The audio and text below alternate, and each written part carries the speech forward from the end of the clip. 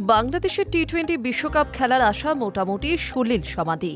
পরিস্থিতি যা, তাতে বাংলাদেশ বোর্ড যদি না নতজানু হয়, যদি না ইউনুস প্রশাসন ভারতে বিশ্বকাপ খেলতে আসার সম্মতি প্রদান করে, তাহলে এবারে টি-20 বিশ্বকাপ খেলা তাদের হবে না। বুধবার আইসিসি বোর্ড বৈঠকে ভোটাভুটির মাধ্যমে সিদ্ধান্ত হয়ে গিয়েছে যে বাংলাদেশ যদি বিশ্বকাপ খেলতে চায় তাহলে তাদের ভারতে এসেই খেলতে হবে, নইলে তাদের বদলে অন্য টিম নিয়ে নেওয়া হবে। মুস্তাফিজুর রহমানকে আইপিএল থেকে বহিষ্কারের প্রতিবাদে বাংলাদেশ বোর্ড পাল্টা জানিয়ে দিয়েছিল তারাও ভারতে বিশ্বকাপ খেলতে আসবে না। ইউনুস সরকারের চাপে পড়ে বাংলাদেশ বোর্ড জানায় তাদের কেন্দ্র বদল করতে হবে।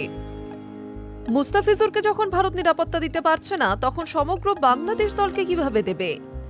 বাংলাদেশ সমর্থক মিডিয়া তাদের নিরাপত্তা বা কি হবে? বাংলাদেশ বোর্ডের দাবি ছিল শ্রীলঙ্কায় তাদের বিশ্বকাপের ম্যাচ দেওয়া হোক, কোনো অবস্থাতেই তারা ভারতে বিশ্বকাপ খেলতে যাবে না। পরবর্তী সময় দফায় দফায় বৈঠক হয় আইসিসি ও বাংলাদেশ বোর্ডের, কিন্তু কোনো রফা সূত্র বেরোয়নি, যার পর বুধবার জরুরি ভিত্তিক বোর্ড বৈঠক ডাকে আইসিসি।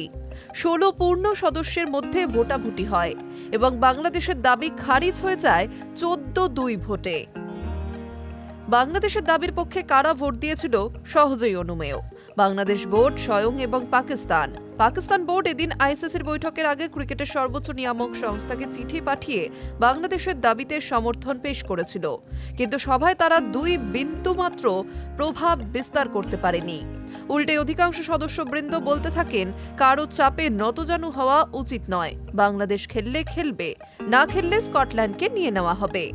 বোর্ড মিটিংয়ে সেভাবে কোনো প্রভাব দেখতে না পারায় বাংলাদেশ বোর্ডের কর্তারা এখন চাপে। বোর্ডের অন্দরেই প্রশ্ন উঠছে, পাকিস্তান ছাড়া আর কোনো দেশকে কেন পাশে পাওয়া গেল না? যে জিম্বাবুয়ের সঙ্গে তারা নিত্যদিন সিরিজ খেলে, তারা কেন পাশে নেই? যে শ্রীলঙ্কায় খেলতে গেলে দর্শক সংখ্যা বাড়াতে পারত তারা, সেই শ্রীলঙ্কাও কেন বিপক্ষে ভোট দিল? চাপে পড়েও বোর্ড সভাপতি আমিনুল ইসলাম বুলবুল বলেছেন, আমাদের অবস্থান বদলায়নি, ভারত বাংলাদেশের জন্য সেফ নয়, আমরা শেষ মুহূর্তে আইসিসির তরফে কোনো মিরাকেলের অপেক্ষায় আছি। বৈঠক শেষে বাংলাদেশকে নতুন করে চূড়ান্ত সময়সীমা বেঁধে দেওয়া হয়েছে। তাদের হাতে সময় আর 24 ঘন্টা, অর্থাৎ বৃহস্পতিবার। সেই সময় বৃত্তের মধ্যে বিশ্বকাপ নিয়ে যা জানানোর তা জানানোর কথা বলা হয়েছে বাংলাদেশকে। সরকারের সঙ্গে যদি কথা বলতে হয় তার মধ্যেই বলে নিতে হবে।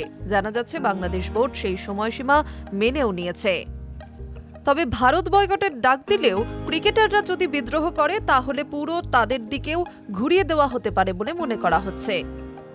মানে ক্রিকেটারদের মুখের দিকে তাকিয়ে রাজি হলাম, এই ধরনেরই কিছু। Hi news network.